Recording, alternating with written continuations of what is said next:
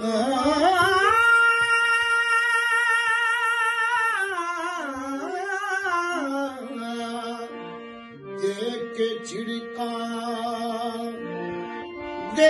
झिड़का वे छड़ देवी मालिका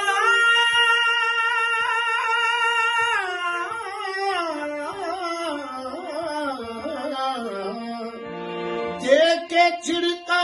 वे छड़ देवी मालिका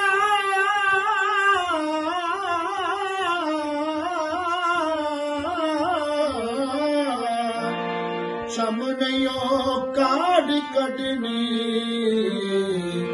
बाबा सोता काढ़ कढनी जी भाई। अस्सलाम वालेकुम।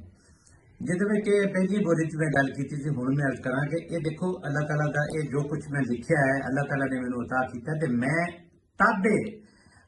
हिकमत ते हुक्म अल्लाह ते रसूल कोशिश की है कि बदजानती ना होवे ते जिहड़ी नवीं नस्ल है जिहड़ी आने वाली उन्होंने दस्सिया जाए कि पिछली तहजीब की होगी तुहाडे वड्डियां ने किस तरह जिंदगी गुजारी तो वो अल्लाह कोलों किस तरह मंगदे सी, हुण तुसीं किस तरह मंगदे हो। ते ये कितनी कमाल की गल है कि एक तक्की जां तक्का जां मुंडा जां कुड़ी जां बजुर्ग जां बुजुर्गानी